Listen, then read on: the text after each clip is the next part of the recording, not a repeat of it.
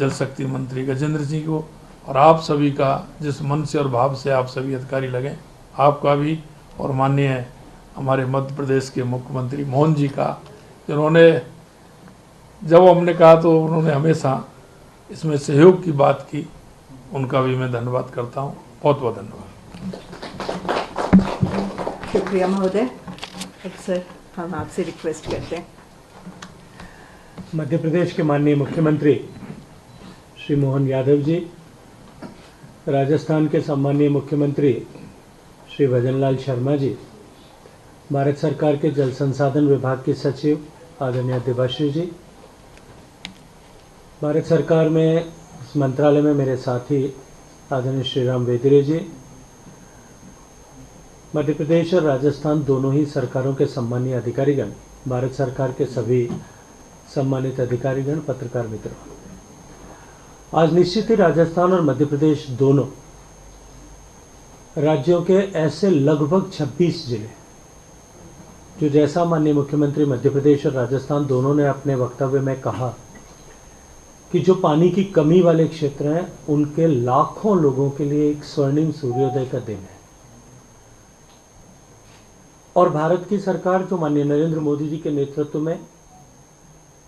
ऐसे सारे विषय जो वर्षों से लंबित हैं, इनके समाधान के लिए त्वरित गति से काम कर रही, भारत की सरकार के लिए भी आज एक अत्यंत सफलता से भरा हुआ दिन है। जैसा अभी चर्चा हुई, स्वर्गीय अटल जी के जमाने में सरप्लस बेसिन से डेफिसिट बेसिन पर पानी ट्रांसफर किया जा सके और जल संसाधनों का हम संपूर्णता के साथ में उपयोग कर सकें, इस दृष्टिकोण से जो विचार बना था, उस विचार को आगे बढ़ाते हुए पार्वती काली सिंधु परियोजना और राजस्थान का ईस्टर्न राजस्थान कैनाल प्रोजेक्ट, इन दोनों को इंटीग्रेट करके एक नई नदी जोड़ने की परियोजना की कल्पना की गई। इस परिकल्पना की पीएफआर बनाई और मैं धन्यवाद देना चाहता हूं नेशनल वाटर डेवलपमेंट अथॉरिटी को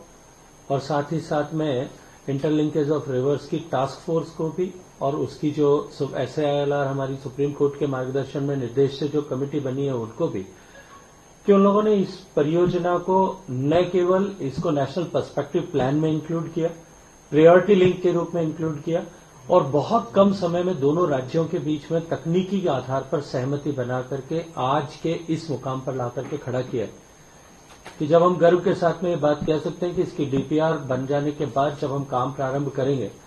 तब निश्चित ही जैसा बताया गया कि 5,40,60,000 से ज्यादा हेक्टेयर भूमि, मतलब लगभग 14 लाख एकड़ जमीन जो है वो किसानों की नई सिंचाई के अधीन आएगी और लाखों लोगों को पेयजल की सुविधा जो है वो आने वाले 30-40 सालों तक के लिए स्थायी रूप से मिलने वाली है।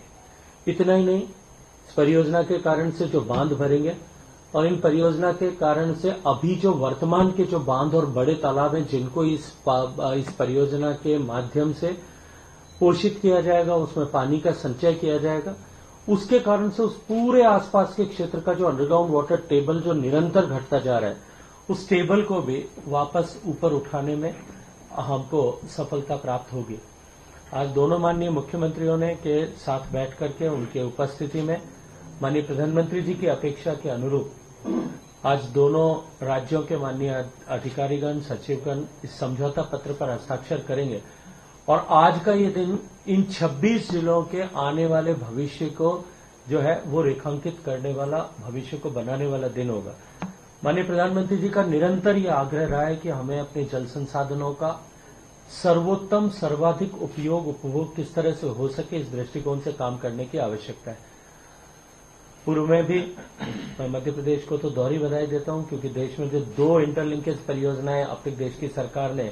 बनाने की दिशा में आगे कदम बढ़ाए हैं, दोनों में ही मध्य प्रदेश एक स्टेक होल्डर है और मुझे लगता है कि मध्य प्रदेश की पानी के प्रति जो जिस तरह की संवेदनशीलता है और जिस तरह की रुचि लेकर के काम कर रहे हैं,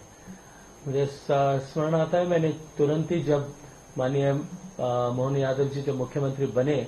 शपथ लेने के बाद में 2-3 दिन बाद ही जब जयपुर के शपथ ग्रहण समारोह में मिले थे,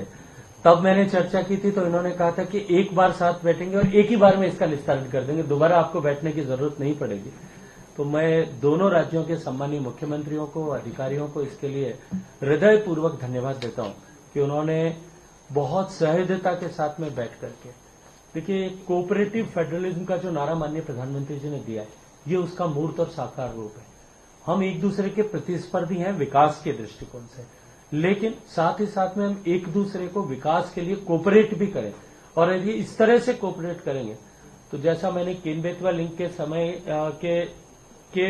लिए जब ऐसा अवसर आया था, तब मैंने जो कहा था कि ये केवल 2 राज्यों के बीच में किसी एक नदी जोड़ने के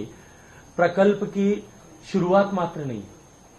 ये एक नए युग की शुरुआत देश में हो रही है।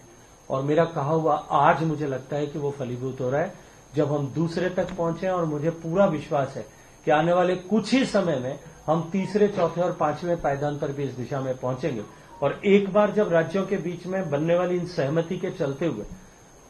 और माननीय प्रधानमंत्री जी ने जिस तरह से सहृदयता पूर्वक इनको वित्त पोषित किया है, उस दृष्टिकोण से काम यदि होगा तो आने वाले समय में अन्य राज्यों के बीच में भी कंसेंसस बिल्डिंग में हमको सहूलियत होगी, लाभ होगा। और इसके चलते हम देश के बहुत बड़े भूभाग को न केवल सूखे से अपितु बाढ़ से भी बचा पाएंगे। मैं हृदयपूर्वक दोनों राज्यों के माननीय मुख्यमंत्रियों को बधाई देते हुए दोनों राज्यों के इन 13 जिले मध्य प्रदेश और 13 ही जिले राजस्थान के इन 26 जिलों के एक एक व्यक्ति को जिनका जीवन इसके बाद में बदलने वाला है, उन सबको हृदयपूर्वक माननीय प्रधानमंत्री जी की तरफ से बधाई देते हुए दोनों राज्यों के माननीय मुख्यमंत्रियों और अधिकारियों सबका अभिनंदन करता हूं। बहुत सारा धन्यवाद। शुक्रिया सर। अब मैं माननीय सचिवों को आमंत्रित करती हूँ कि हम समझौता पे हस्ताक्षर करें। आप ही तीनों लोगों को करना हम ही है तो तीनों को आमंत्रित करना है सर। आमंत्रित खुद को करना है, आप तीनों कर दो साइन।